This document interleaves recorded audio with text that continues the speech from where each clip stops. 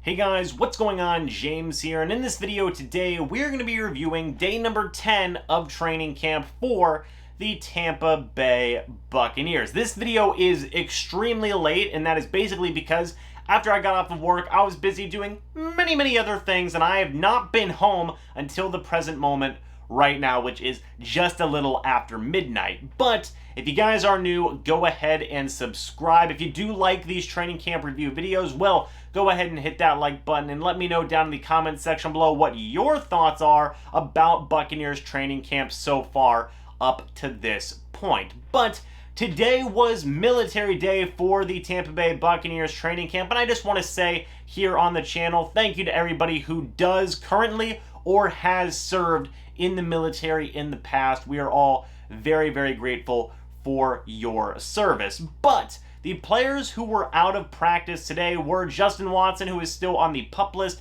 Cam Brate, John Franklin are still on the PUP list as well. Backup pass rushers Cam Gill and Quentin Bell were both out for this practice. Quentin Bell is a new person who has been out. Cam Gill has been out for a little bit now. Cyril Grayson is still out, as is Robert Hainsey, the Buccaneers' young backup center. But with that being said, let's go ahead and dive into some of these notes. First things first, Tom Brady and Antonio Brown had a great day connecting with one another for multiple good throws and catches. Really, Tom Brady as a whole today was just phenomenal. And I do want to say this because I have not talked about this in training camp videos a ton yet. Antonio Brown has been really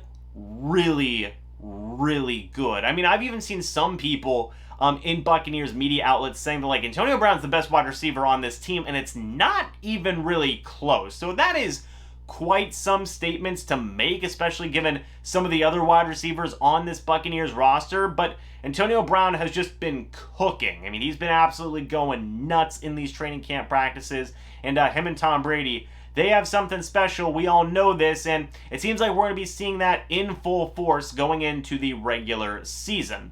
Jason Pierre-Paul actually had a very wonderful day today. He had a would-be sack on Blaine Gabbert. Then he also had a very solid tackle for loss in the backfield on the very next play. And Jason Pierre-Paul is the guy that we haven't been mentioning a ton in these training camp practices. We haven't been mentioning Shaq Barrett a lot either, but we have been mentioning Barrett more than JPP. So I was actually very happy to see his name in the reports, in the notes, whenever people were talking about some of the players who were going out there and making plays today, because I like JPP. I think everybody likes JPP. He's a great leader. He's a great, just solid player overall to have on the team, and overall, he's done a wonderful job since Jason Light traded for him. So seeing him go out there and make some of these plays in training camp was a very encouraging thing.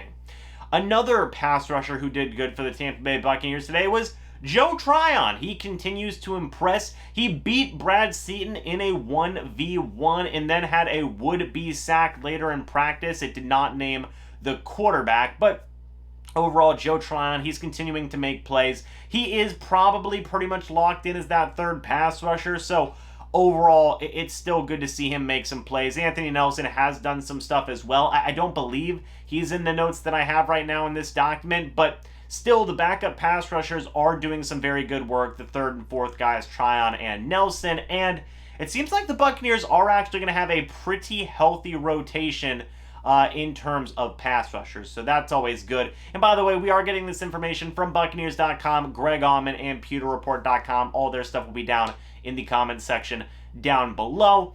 Back with some more defense, Devin White was hitting with some force today, which is something he is one to do, not trying to hurt anybody or anything like that. That's not his goal at all. He just has some pop to his game, right? And the physicality is increasing in these practices, as it probably should if we're being honest. So overall, good job for Devin White. You know, he's getting the offense prepared for real game time action, and I'm all here for it. Jordan Whitehead had a would-be sack on a blitz, so we've seen Jordan Whitehead now get some pass breakups, get some interceptions, and now he's getting some pass rush and some sacking ability going as well. Whitehead's had a pretty darn good camp since he has come back from being on the illness list. Really, him and Mike Edwards have been doing good. We haven't heard Antoine Winfield's name mentioned a lot in, say, a good sense, but we haven't heard his name mentioned in a bad sense either. So who knows what's going to happen with that safety room and who the two starters will be. We could see a legitimate rotation there, but Whitehead in this day, and really since he's come back off the illness list, seems like he's been making plays pretty much every practice he has been out there. Leonard Fournette struggled in practice today. He did have a dropped pass. Then he fumbled a handoff near the goal line.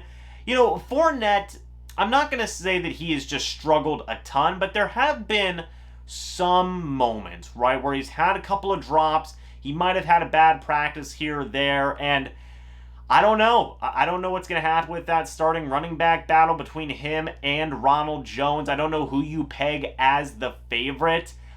Probably Ronald Jones right now, but still, it might be a close race. Who knows? But with practices like this, Fournette, he loses just, say, a little bit of ground, and even losing a little bit of ground can be detrimental whenever you're battling for starting snaps.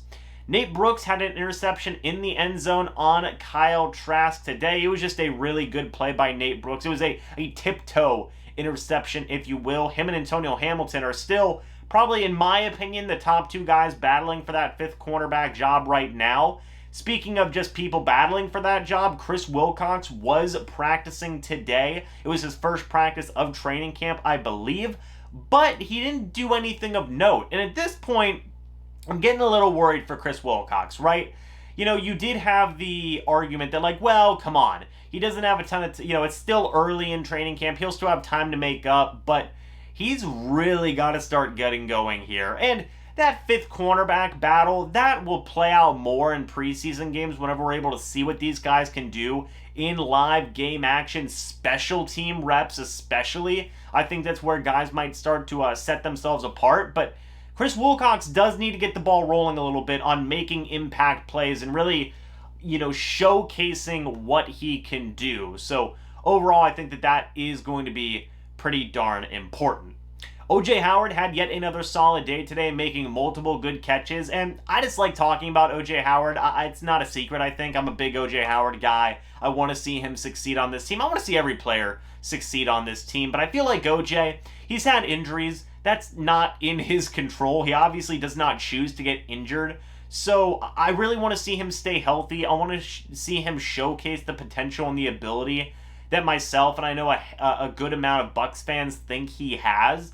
And overall, I just want to see him be the productive tight end I really do believe that he can be. So seeing him go out there and have these solid, productive practices is very encouraging, and I am very, very happy to see that. One guy who we haven't talked about a lot, but I am happy to mention him here, Tryon Pope actually had a decent day, catching a touchdown pass from Kyle Trask. We did mention him, I believe, a day or two ago when he was returning kicks. Maybe he'll be a practice squad running back. We'll have to wait and see. But him and CJ Prosise, they're kind of the odd men out in that running back room battle right now. They've definitely got an uphill climb to make any semblance of a roster spot.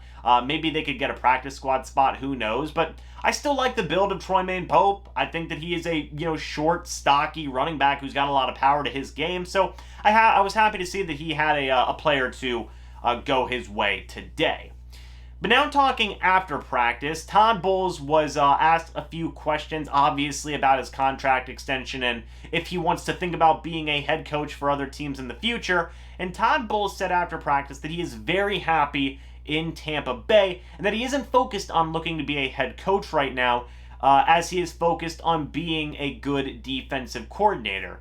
But Bowles did say at the end of the year, him being a head coach again would be a discussion. And yeah, I mean, it makes sense, right? Of course, Todd Bowles might take an opportunity to go be a head coach elsewhere. It's not a guarantee that he's just going to automatically succeed Bruce Arians, and who knows when that would happen. I would like it to happen, but at the end of the day, he doesn't know, and we don't know. So overall, I don't blame Todd Bowles. I think he gave a very diplomatic answer. Of course, he wants to focus on being the defensive coordinator right now. That's what he's getting paid all that money to do, and he wants to win championships. And if he's focusing on being a head coach for other teams, he isn't going to focus on being a defensive coordinator. That's something that he said after practice. He said, look, if I'm focusing on the next job, that means I'm not focusing on my current job, which means I can't do my current job as effectively as I can. So I totally agree with Todd Bowles' answer here. Yes, obviously right now he's focused on being a defensive coordinator, but I don't blame him for considering head coaching opportunities if they do present themselves at the end of the season. I think he has every right to do that. But then finally, we actually got some word from Ryan Jensen after practice, and he said 2 offensive linemen that have impressed him a lot are Robert Hainsey and Nick Leverett, which I think was actually pretty interesting. And I'm pretty sure we talked about Khalil Davis beating Ali Marpet in two 1v1s in a row, right? I believe Nick Leverett was that offensive guard who beat Khalil Davis 2 reps in a row after he had beaten Ali Marpet 2 reps in a row. So good job to Nick Leverett there for stopping the white-hot Khalil Davis in terms of 1v1s. That's cool. He is battling for a backup guard spot with a handful of guys, Sedarius Hutcherson, John Molchon, friend of the channel. And it seems like Leverett does have a good amount of momentum for him, but we will see how that will shake up with guys like Hutcherson and Molchon. They have got a lot of good ability as well. And then Robert Hainsey. I'm a big Robert Hainsey guy. I think he will be a good developmental center for the Tampa Bay Buccaneers. I feel like it addressed a pretty solid need with Jensen having his contract expiring somewhere down the line. And it was a good thing to see. That means Jensen is helping out Hainsey, who, he's getting help from Jensen. He's getting help from A.Q. Shipley, Clyde Christensen, Byron Leftwich. Like, so many guys are helping out Robert Hainsey, and it's such a wonderful thing to see. It's a selfless thing, right, from Ryan Jensen. The guy who could potentially take his job somewhere down the line. Jensen saying, hey, the kid looks good, and, it's a good thing. Let's help him out. And that's a commendable thing, and I think it speaks a lot to Jensen's character. So overall, good for 2 young offensive linemen in Robert Hainsey and Nick Leverett to get that praise from a very, very seasoned veteran starting center like Ryan Jensen. But guys, that's going to be it for this training camp video. What did you think about all the things that I mentioned? Let me know down in the comment section below.